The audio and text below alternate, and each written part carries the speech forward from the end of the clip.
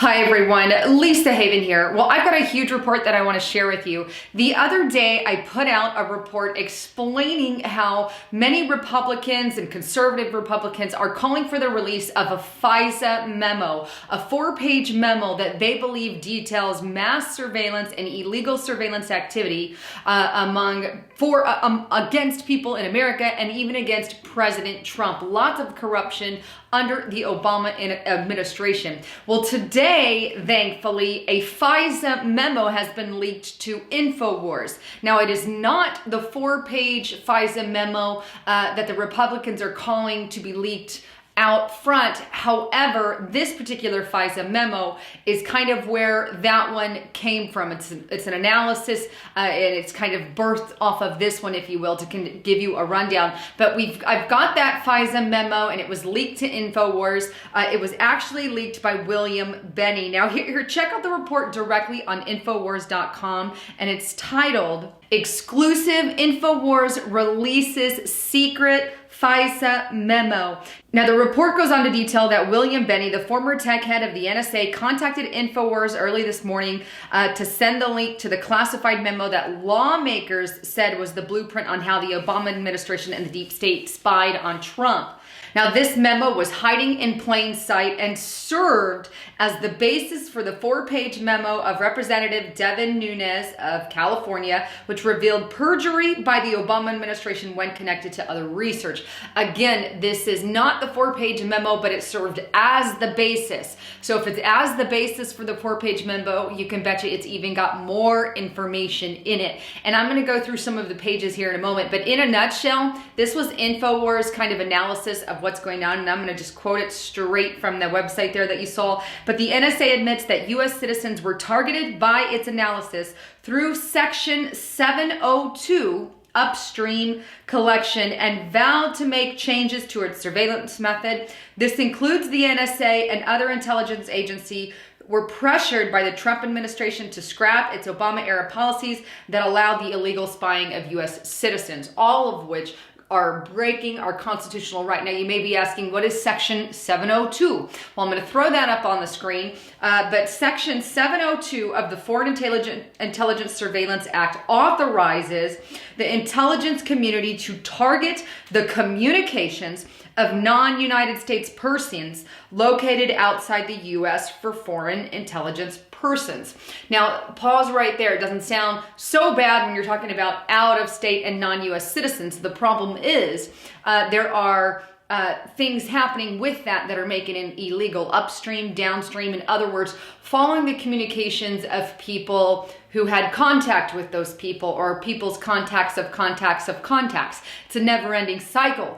So you can go through their information, their data, and the person who had contact with them, their information, their data. And therefore, in this way, you can get a lot of information collected on a lot of people via Section 702, which is a start point there. Now, back to that FISA memo that was leaked. You can see the main on the main page on the screen here. But what I want to do is I want to go through this particular report and show you particular pages. On page 15 here, here's what I noticed. The NSA analysts had used United States persons identifiers to query the results of internet upstream collection, even though NSA Section 702 minimizes procedures that prohibit such queries.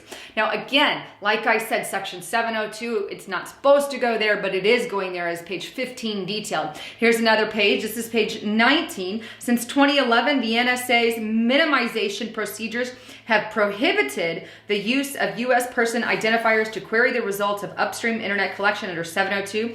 The October 26, 2016 notice informed the court that NSA analysts had been conducting such queries in violation of that prohibition and much greater frequency they had previously been disclosed to the court. In other words, this details that despite what Section 702 had to say, they were going above and beyond what they were allowed to do in surveillancing the American people. Now, here's another page. This is page 21. The government still had not ascertained the full range of the systems that might have been used to conduct improper United States persons inquiries there. Page 29, the elimination of abouts collection and consequently the more problematic forms of MCTs focuses Section 702 acquisitions more sharply on communications to and from Section 702 targets who are responsibly believed to be non-U.S. persons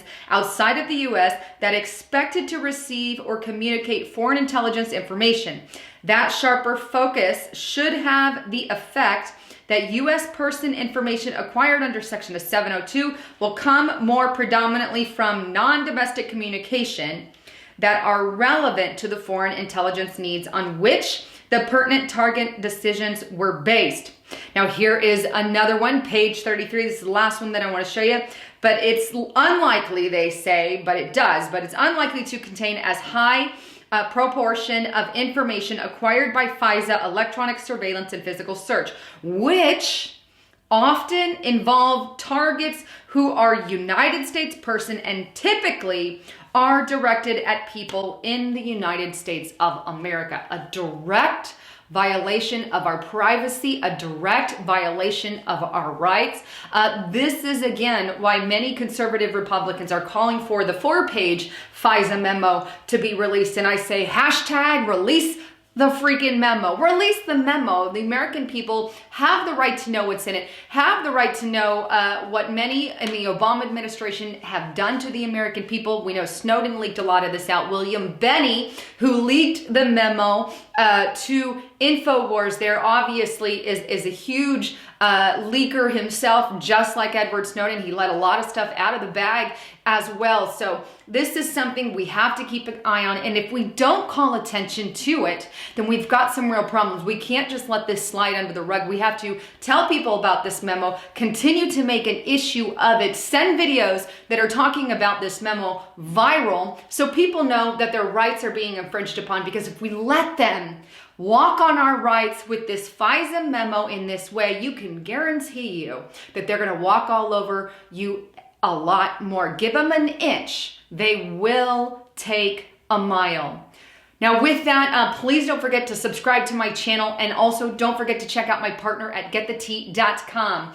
He has some of the most amazing teas on the market, and not just tea. He's got vitamins, supplements, nutrients, and all this kind of stuff. And look, without my Get the Tea guy, I wouldn't be able to do what I'm doing here on my channel. So help me by supporting him and getting some amazing benefits in return. These products are organic. These products are non-GMO. They are things you want to put in your body, and make sure you're doing a detox on a regular basis because they are life-changing. Anyhow, wanted to bring you the latest on all of that. I'm Lisa Haven, signing out.